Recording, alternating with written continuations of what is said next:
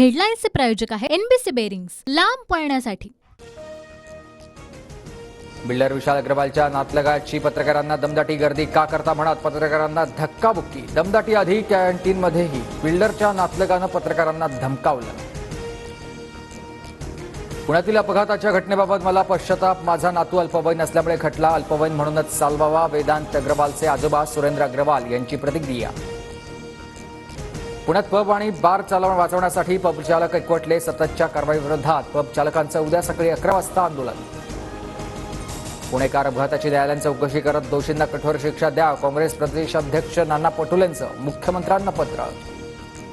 पुणे अपघात प्रकरणामध्ये पोलिसांवर कोणी राजकीय दबाव टाकला, पहिला फोन कोणी केला हे फडणवीसांनी सांगावं, खासदार सुप्रिया सुळेंचं वक्तव्य।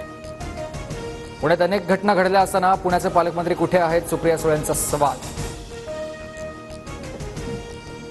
नेहमी फडणवीसांचा राजीनामा मागणाऱ्या सुप्रिया सुळे गप्प का? पुणे अपघात प्रकरणामधील आरोपीचे वकील पवारांचे निकटवर्तीय आमदार नितेश राणेंची टीका। नितेश राणे नेमके कोणत्या पवारांबद्दल बोलले ते त्यांनीच सांगावं, सुप्रिया सुळेंचा नितेश राणेंवर पलटवार। पुणे पोलीस आयुक्तांनी अपघात प्रकरणामध्ये पैसे खाल्ले, एखाद्या संस्थेमार्फत चौकशी करा, रवींद्र धंगेकरांचा आरोप। अल्पवयीन मुलाला गाडी देऊन चूक केली, विशाल अग्रवालकडून पोलीस कोठडीत कबुली, सूत्रांची माहिती। विशाल अग्रवालचे वडील सुरेंद्र अग्रवाल यांची चौकशी, भावासोबतच्या मालमत्ता वादात छोट्या राजनशी हातमिळवणी केल्याचा आरोप, पोलिसांनी सहकार्य करणार, सुरेंद्र अग्रवालची प्रतिक्रिया। टीव्ही 9 मराठीच्या बातमीनंतर जळगाव हिट अँड रन प्रकरणामध्ये दोन्ही आरोपींना मुंबईतून अटक। जळगावमधील राष्ट्रवादीच्या नेत्याच्या मुलाला आणि बिल्डरच्या मुलाला अटक।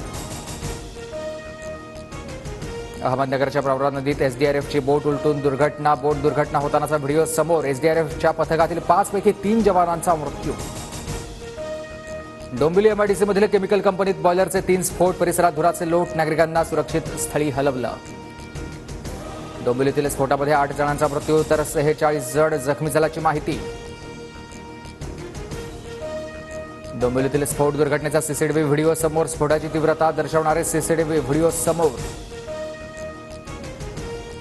मुख्यमंत्री एकनाथ शिंदेंनी डोंबिवलीतील आग दुर्घटनेचा आढावा घेतला। मृतांच्या नातेवाईकांना राज्य सरकारकडून 5 लाखांची मदत, तर जखमींवर उपचाराचा खर्च सरकार करणार, मुख्यमंत्र्यांची माहिती।